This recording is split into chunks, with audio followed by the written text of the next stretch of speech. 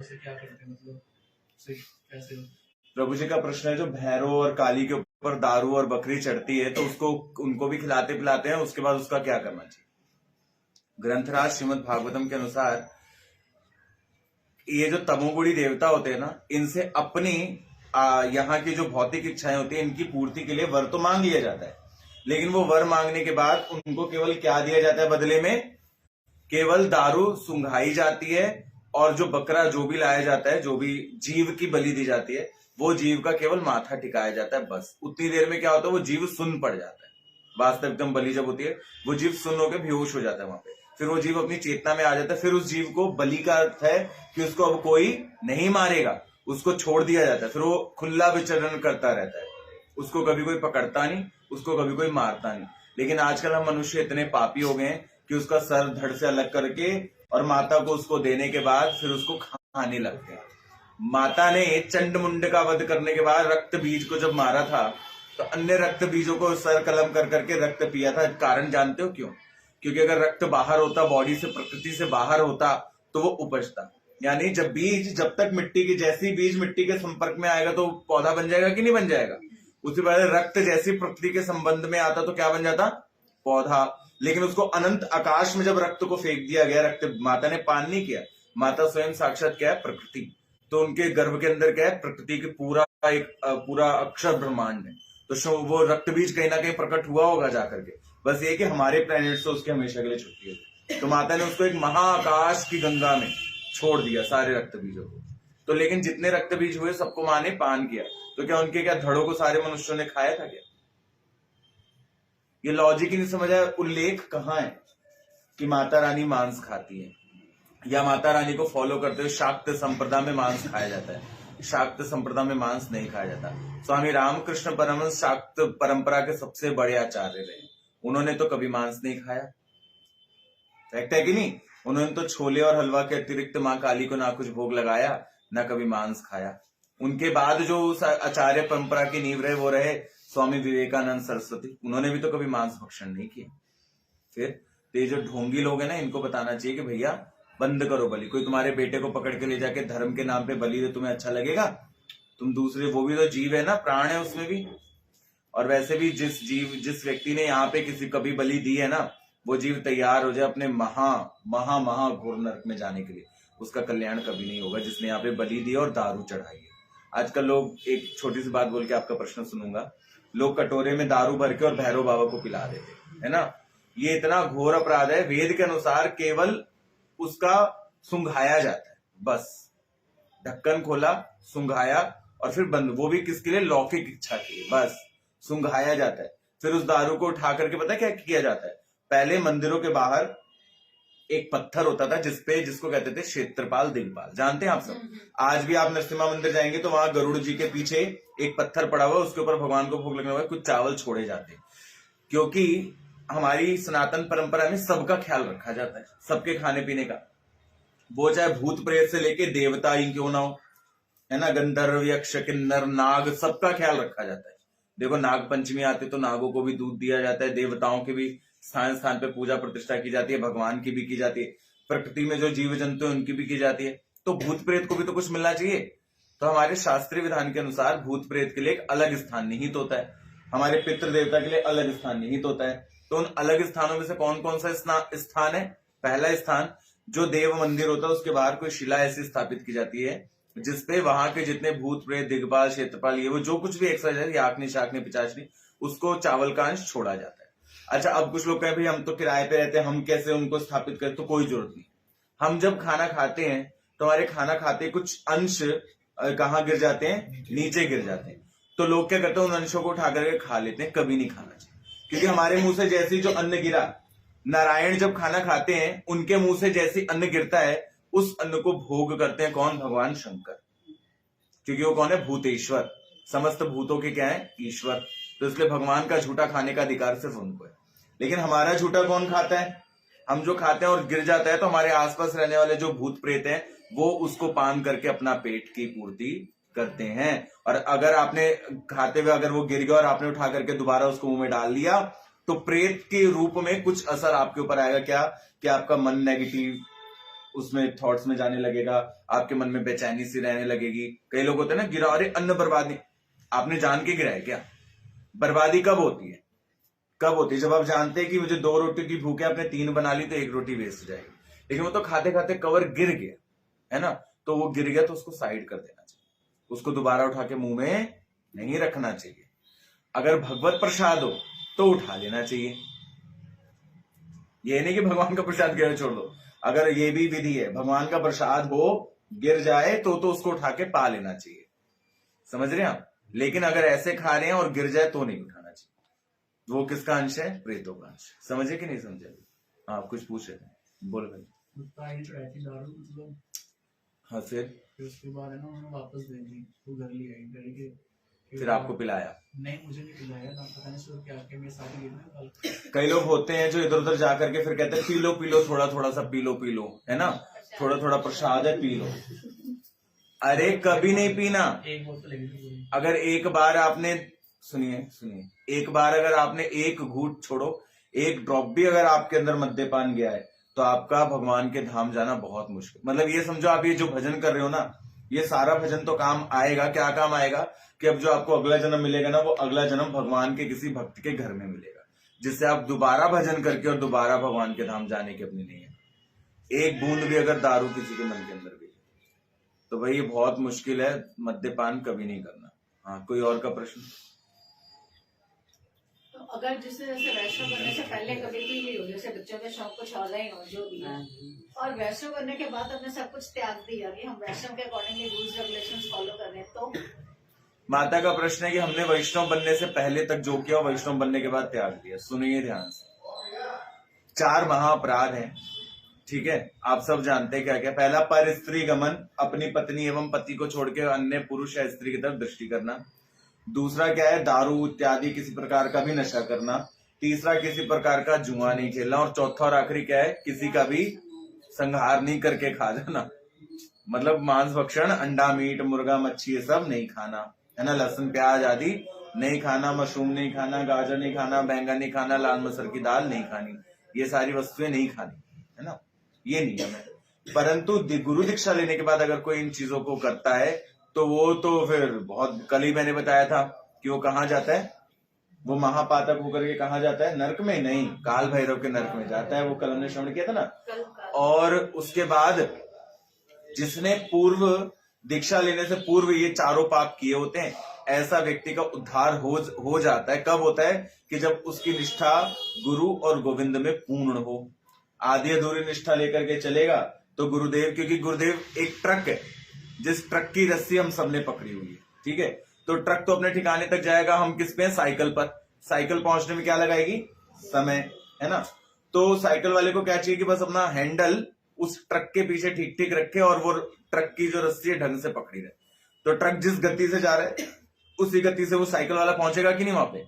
लेकिन शर्त क्या है कि हैंडल पकड़े रहे और ट्रक का रस्सा भी पकड़े रहे। जहां दिशा में ट्रक मुड़ेगा उसी दिशा में अपने हैंडल को भी मोड़े। ये नहीं कि ट्रक जा रहा है पूर्व में तो जा रहा है पश्चिम में, फिर तो गड़बड़ हो जाएगी, एक्सीडेंट हो जाएगा फिर तो। उसी प्रकार से गुरुदेव जिस रफ्तार से भगवान की तरफ जा रहे हैं, केवल उनके चरण कमल में अपनी श्रद्धा रख करके, और उन्होंने जो हमें मंत्र दिया उस मंत्र में पूरा विश्वास करके, अधूरा विश्वास नहीं, पूरा विश्वास करके उस मंत्र को जपने से ही कल्याण हो जाएगा। लेकिन अगर गुरु में और भगवान में मतलब सुई के दाने के बराबर भी अगर संशय हुआ, जैसे मैंने कल एक स्टोरी सुनाई थी ना कि एक लड़के ने संशय किया था अपने मन के अंदर, अरे ये तो हमारे साथ स्कूल पढ़ता था, ये सिद्ध कैसे हो गया, और संशय करते ही उसको उसके साथ क्या क्या हुआ। अगर संशय हुआ एक मात्र भी तो फिर आपको वापस यहाँ आना पड़ेगा, बिल्कुल गारंटेड आना पड़ेगा। इसलिए वेद शास्त्र के अनुसार गुरु में और भगवान में कभी भी भेद बुद्धि नहीं रखनी चाहिए, या एवं संशय प्रकट नहीं। जहां संशय हुआ आप खत्म हो, अब आप दोबारा भगवान की तरफ नहीं जा सकते। और एक चीज और याद रखना, एक गुरु में जो निष्ठा कर ली, दूसरे गुरु में फिर वो निष्ठा नहीं बनेगी, तीसरे में वो नहीं बनेगी कभी, चौथे में वो बनी। मतलब ऐसा कहा जाता है एक माँ ने अगर दुलार नहीं दिया तो हजारों माँ भी वो दुलार प्रदान नहीं कर सकती। इसलिए गोद केवल एक माँ की ही भली है, 1000 माँ की भली नहीं है। इसलिए गुरुदेव चाहे जैसे भी हो, एक ही गुरुदेव आपको भगवान तक ले जा सकते हैं, परंतु आपकी निष्ठा उनके प्रति सच्ची। हमने तो शास्त्रों में ऐसा ऐसा देखा है कि गुरुदेव तो चोर थे, लेकिन शिष्य को लेने के लिए भगवान आ गए। गुरुदेव तो वैश्यागामी थे, लेकिन शिष्य की निष्ठा गुरु में प्रगाढ़ थी, इसलिए गुरु को उस शिष्य को लेने के लिए कौन आ गए? भगवान आ गए। तो इसलिए आपकी श्रद्धा गुरु में पूर्ण होनी चाहिए, तो ही आप भगवत धाम जाने के अधिकारी। तो आपके सारे पाप की जो फाइल है, मैंने कल बताया था गुरुदेव वकील हैं, वो वकील बन के आपका केस लड़ते हैं यमराज के पास। तो आप डरो मत, केवल श्रद्धा रखो और उनके द्वारा दिए गए नाम को, मंत्र को ठीक से जपो, आपका केस वो खुद लड़ लेंगे यमराज के पास। डरने की जरूरत 50 साल जब पहले से खाली माफ हो गया। नहीं। और किसी का कोई प्रश्न? वीरवार को कपड़े धोना और साबुन लगाना, ये काफी टाइम से सुनते आ रहे हैं, लगाना चाहिए? वीरवार को कपड़े धोना एवं साबुन लगाना। पहली बात, वीरवार को साबुन लगाया जा सकता है, इसमें कोई तर्क नहीं है। सतयुग में जब सत्यनारायण भगवान थे तो क्या साबुन चलते थे? लक्स और ये डिटॉल और लाइबॉय। तो ये किसने बनाया साबुन वाला? फैक्ट बात की है कि नहीं? किसने लिखा है साबुन सरफ? बात का है, मेरी बात सुनो ध्यान से। होता ये था, प्रत्येक हमारे धर्मशास्त्र में प्रत्येक लोगों को छुट्टी दी जाती है। जैसे औरतें पूरा महीना घर में काम करती हैं, लेकिन महीने का एक हफ्ता उनके भी पूरी छुट्टी होती है, सुबह से शाम तक। पता है कब? जब औरतें मासिक धर्म से पीड़ित होती है। तो उस दौरान कहा जाता है कि पुरुष खाना बनाएगा, झाड़ू पोछा करेगा, औरतें कुछ नहीं करेंगी, औरतों की छुट्टी है वो। समझ रहे? औरतें केवल घर में बैठेंगी, पलंग तोड़ेंगी, पलंग पे उनको खाने को मिलेगा, पलंग पे खाएंगी, पलंग पे बैठेंगी। समझ रहे? पुरुष को सारे कार्य करने वेद के अनुसार। लेकिन आजकल ऐसा होता है क्या? कोई मान के राजी नहीं। तो औरतों का अवकाश एक हफ्ते तक मासिक धर्म के दौरान। ठीक? तो इसी प्रकार से प्रकृति में हर एक वस्तु का विश्राम होता है। तो इसलिए कहा गया, लोग पहले क्या होते थे, टूटियां तो लगी नहीं थी, लोग कुआं पे और नदियों के पास जाते थे। जैसे हमारे यहाँ जो नाला बहता है, जिसको आप कहते हैं नाला, क्या शाहपुरा ना, नहर, इसका नाम पता है क्या है? बाबरी नहर। इसका नाम था बाबरी नहर। लेकिन आज की डेट में क्या बन गया बेचारा? नाला। गंदा नाला, कोई देख के राजी नहीं है। और कभी इसका नाम था बाबरी नहर। यह हम आसपास इतने जो लोग बसे, हम सब इसके अंदर जाकर के नहाते। मैं पता है कब की बात कर रहा हूँ? आज से 150 साल पहले की बात कर रहा हूँ इस नहर की। ठीक है? तब ये नहर इतनी सुंदर हुआ करती थी, कमल खिलते थे इस नहर। आज बदबू आती है इस नहर, है ना? तो पहले के लोग जाते थे, तो ऐसा विधान बनाया गया कि भाई एक दिन प्रकृति को छुट्टी दी जाए, अर्थात वीरवार के दिन गाय के गोबर से घर नहीं लीपना। कारण पता है क्यों? क्योंकि वीरवार का दिन होता है बृहस्पति का, और बृहस्पति कौन है आप जानते हैं? देवताओं के गुरु है। तो विष्णुवंशी, लेकिन वो कौन है? देवताओं के गुरु बृहस्पति। अच्छा, फिर उससे भी एक अलग बात आती है कि बृहस्पति देव को गोबर से घर क्यों नहीं लीपना चाहिए? एक दिन पहले लीपना चाहिए, क्योंकि बृहस्पति सूर्य की किरणों के साथ प्रवेश करते हैं। नहीं समझे? बृहस्पति हमारे घरों में सूर्य की किरणों के साथ प्रवेश करते हैं। तो इसलिए कहा गया भाई बुधवार को ही घर लीप लिया जाए, बुधवार को ही सारे काम छोड़ दिए जाए। क्योंकि व्यक्ति काम कैसे करता है? जब उसके पास बुद्धि हो। बृहस्पति किसके देवता आप जानते हैं? किसके देवता? केवल धन ही नहीं देते वो सब कुछ देने में सक्षम है, क्योंकि सब कुछ उनके अधीन है ना? तो पहले क्या होता था, लेकिन ये केवल उन लोगों के लिए होता था, ये केवल उन लोगों के लिए होता था जो लोग बृहस्पतिवार का व्रत रखते थे। सबके लिए नहीं है। जो लोग व्रत करते थे वो एक दिन पहले, यहाँ आपके घर मेहमान आने वाले हों तो आप एक दिन पहले सारा सामान वगैरह मंगा करके रखते हैं कि नहीं? अपने घर के अंदर सब कुछ पहले से तैयारी करके रखते हैं कि नहीं? तो जो बृहस्पतिवार का व्रत रखते थे वो क्या करते थे? उस दिन अपने घर में झाड़ बुहार नहीं करते थे, पहले कर लेते थे। अपने घर को गाय के गोबर से नहीं लीपते थे। वो नहर नदी में कपड़े धोने नहीं जाते थे, मेहमान पता नहीं कब आ जाए, है ना? वो अपने घर को सुंदर सुंदर केले के पत्तों से सजाया करते थे। ऐसा वो किया करते थे, सब नहीं करते थे। मेरे को देखो, मैं तो शुरू से ही साबुन लगाता हूँ, वीरवार के दिन सब कुछ करता हूँ, मेरे साथ तो कुछ नहीं हुआ। अच्छा, कई भक्त ऐसे हैं यहाँ पर, है ना, जो वीरवार के दिन दाढ़ी मूछ भी बनवाते हैं, लेकिन उनको तो कुछ नहीं होता। कौन सा मंदराचल पर्वत आके गिर गया उनके ऊपर? ये सब भ्रम है जो हमारे अंदर भर दिया गया। ऐसा कुछ भी नहीं, एक मिनट, ऐसा कुछ भी नहीं है माता जी। इसको कहते हैं अंधविश्वास, कि किसी ने कॉपी में लिख दिया कुछ, मंदिर के पंडित जी ने एक बार उसको बांच दिया और आपने उस अंधविश्वास को फॉलो करना शुरू कर दिया। ठीक है? तो इस अंधविश्वास को ना मान करके भगवान श्री कृष्ण, हाँ ये है एक वैष्णव को मंगलवार, वीरवार और शनिवार को दाढ़ी मूछ नहीं बनवाना चाहिए, बाल नहीं कटवाना चाहिए एवं नाखून नहीं काटने चाहिए। ठीक है, बाकी आप कपड़े धो सकते हैं, सब अगर आप व्रत नहीं करते हैं तो कपड़े भी धो सकते हैं, सब कुछ कर सकते हैं।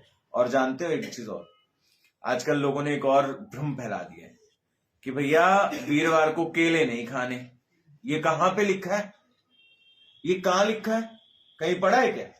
हमने तो नहीं पढ़ा, एवं सत्यनारायण की कथा में भी नहीं पढ़ा। लीलावती का हमने तो सुना कि भाई जो वो थी, क्या नाम था, कलावती ना, वो तो प्रसाद लेकर के आती है तो उसमें केला था और मुनक्का था। तो भाई फिर वहां जब केला दे दिया खाने के लिए तो यहाँ खाने में क्या बुराई है? विधान है कि केले की जड़ का पूजन किया जाता है। पता है क्यों?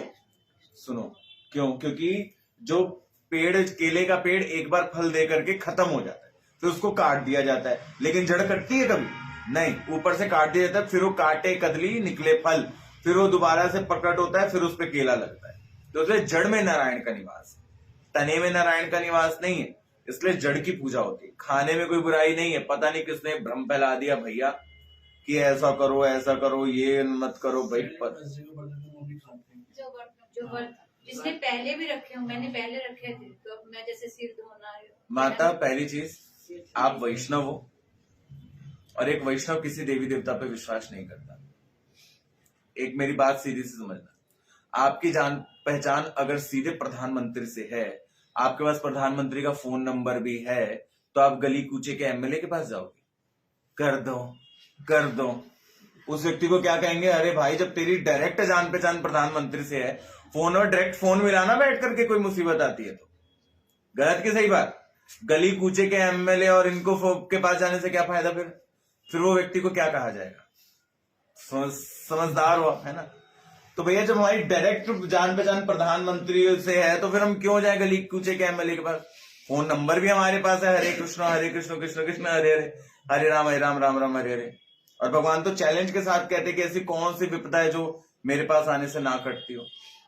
और ये देवी देवता एमएलए ऐसा है, वोट नहीं दिया तो आपको तड़पाएगा, देखो मंडी नहीं लगने दे रहा। देवी देवता ही। तो इसी प्रकार से देवी देवता, बृहस्पति देवी इत्यादि देवी देवता ऐसे, उनकी कथाओं में आता है कि उसकी कथा करनी बंद कर दी तो उसने डुबा दिया। भाई ये कथा ही तो नहीं की थी, बोल देता तो अगली बार बैंड बजवा करके तेरी कथा कर देते। क्या हो गया? गलत कह रहा हूं क्या? मेरे को तो मिले, मैं तो धाम जाऊंगा तो पूछूंगा भाई कथा ही तो नहीं की थी, बेचारे इतने बड़े उसको बताओ अदृश्य कर दिया, मार दिया, जेल में डलवा दिया, बताओ। और फिर भी हम उनकी कथा करी जा रहे। हमें पता है कि एक बार कथा करने का परिणाम क्या, अगली बार नहीं किया तो ये ससुरी का नाती छोड़ेगा नहीं। फिर भी हम लगे हुए हैं उसकी कथा करने में।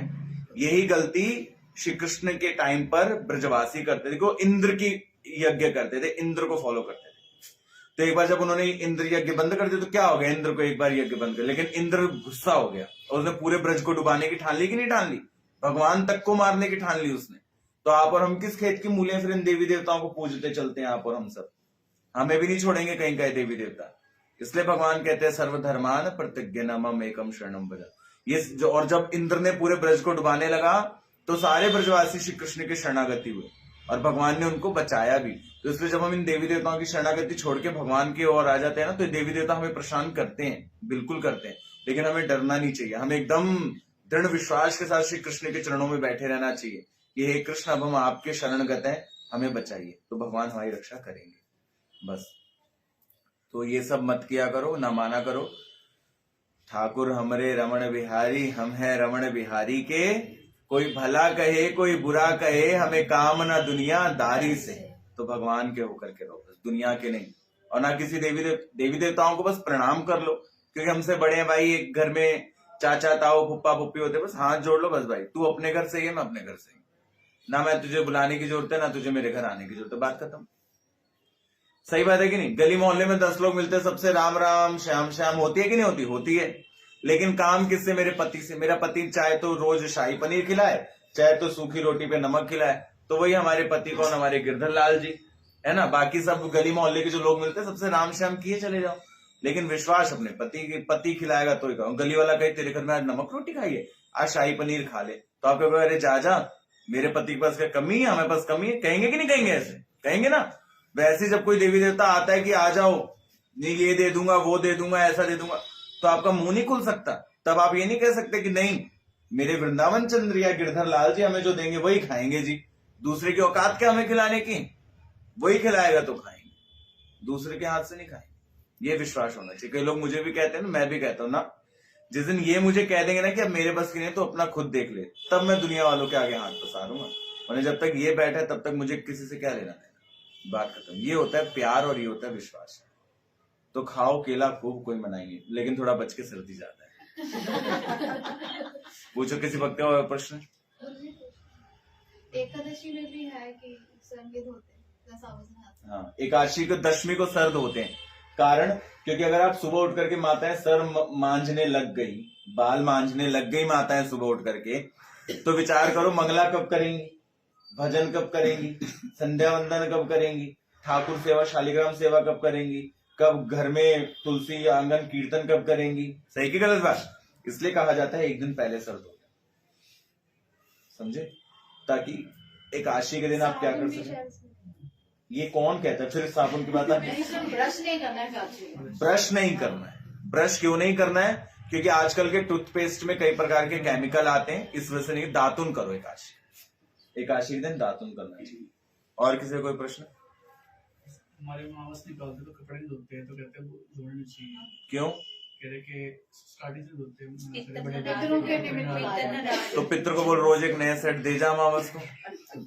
कैसे भाई जो पितर आके कह गया था, पितर नहीं क्या है, बड़े बूटे गए वो अभी तक चल रहा है, वो चीज धोने नहीं है ना, पोछा लगाते हैं, मतलब बड़े बूढ़ों ने बहुत कुछ कहा। मेरी बात सुनो।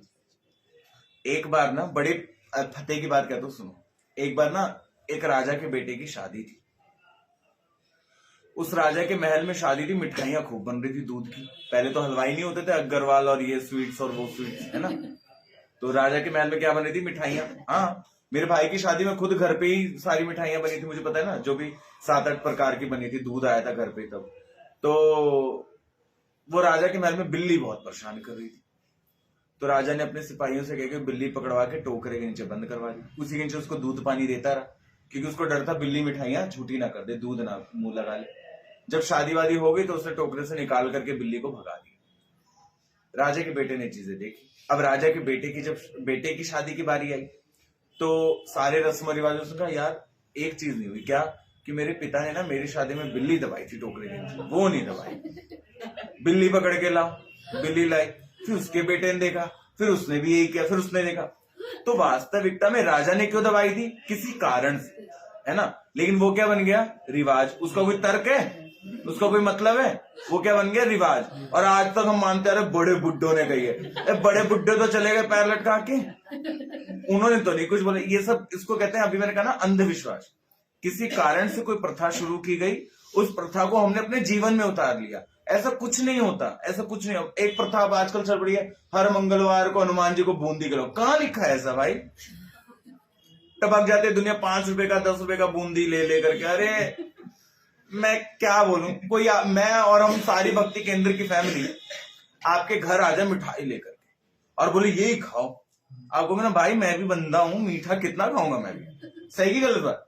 सब हनुमान जी के लिए, कभी किसी का मन है चल टिक्की लेके चलो, चल ये लेके चलो। क्यों भाई? वो क्या बोलो, मतलब बूंदी खाएंगे वो सिर्फ बूंदी ही खाएंगे। कहाँ ऐसा लिखा है बूंदी खाएंगे? क्या आप सिर्फ एक चीज खा सकते हो? क्योंकि आपके पास जिह्वा है, उसको स्वाद चाहिए। कोई भी पशु पक्षी एक ही चीज नहीं खा सकता, है ना। और जो पशु पक्षी केवल एक ही चीज खाता है उसको कहते हैं नरभक्षी। जैसे शेर, कुत्ते वुत्ते, सुअर, ये सब कुछ भी खा जाते हैं। तो हम क्या कुछ भी खा लेने वाले हैं क्या? नहीं ना। और हनुमान जी तो भक्ता नाम अग्रगण्य, तो क्या कुछ भी खा लेंगे? अभी हलवाई ने बनाया, तलते तलते 4 फक्का मुंह में डाल लिया और बस। और फिर कहते प्रसाद दे दो, प्रसाद है। तो ये सब ढोंग, ठीक है। तो हम अवसर को खूब कपड़े धो, और कोई पितर आके कहे ना हाय तूने कपड़े धो लिए, उसको कहना जाओ प्रभु जी से बात कर, फिर मैं निपटता हूँ कौन सा पितर है। कहूंगा रोज हर अमावस को एक नया जोड़ा देके जाया कर पूरी फैमिली का। खुद के खाने के ठिकाने नहीं पितरों के, और चले नाराज होने के लिए। सही बात है, पितरों के खुद के खाने के ठिकाने, वो मलमूत्र गड्ढे में तो खुद ही है, अभी बेचारा पड़ा हुआ है। पितर तो बहुत सिगड़े हैं, तो इससे कुछ क्या करना है। बस अब इस बात को ही खत्म करो। श्री वृंदावन चंद्र भगवान की जय। निताई गौर प्रेमानंदे हरि बोल।